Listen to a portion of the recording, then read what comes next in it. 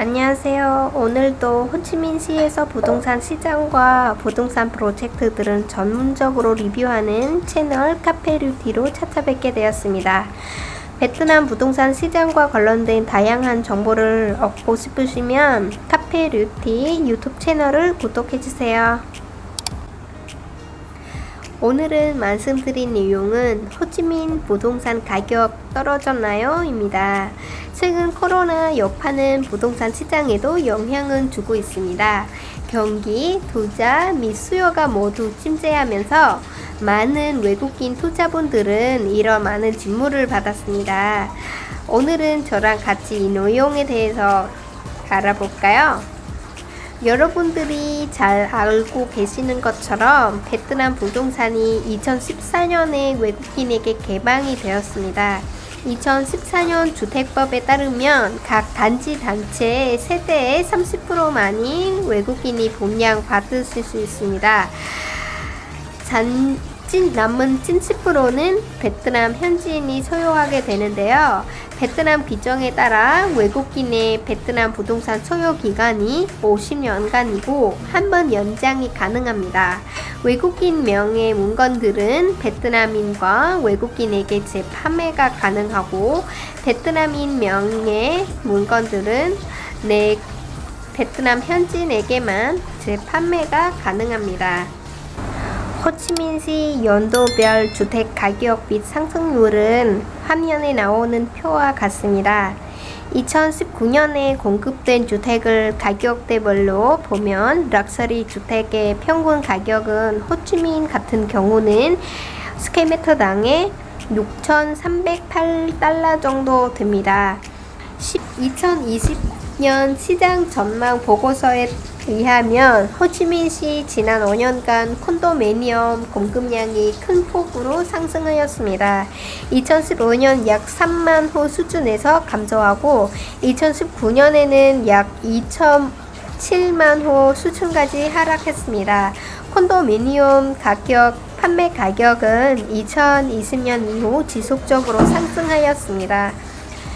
요즘 코로나의 유행이 외국인 투자자들의 신규 및 기존 사업 투자 중단에 가장 큰 영향을 주었습니다. 코로나 바이러스 때문에 베트남 내 외국인 입국이 금지되면서 부동산 현장 답사와 모델 하우스 방문에 많이 제한되어 있습니다.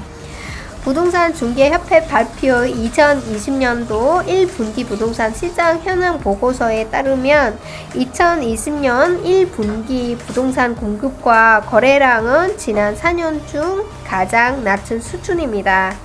총 5만 3,200개 매물 중 거래 문건은 14.3%인 7,600건으로 하노이는 8,900개 매물 중 1,300개가 거래되었습니다.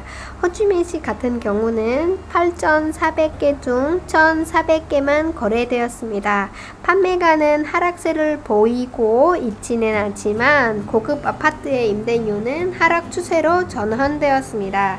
베트남 거래량이 급감하면서 부동산 거래소의 50%가 폐업이나 휴업에 돌입했다고 합니다.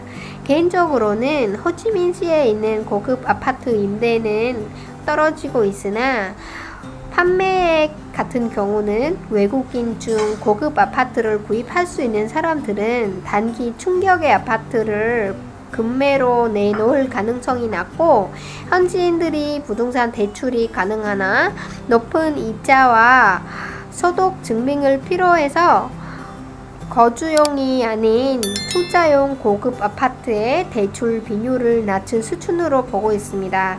따라서 급매와 판매 가격 하락은 아직까지는 보이지 않을 것입니다. 코로나 이후 글로벌 경기에 대한 우려가 커지고 있어서 부동산 시장 회복 시기도 단기적으로 예측하기가 불확실합니다.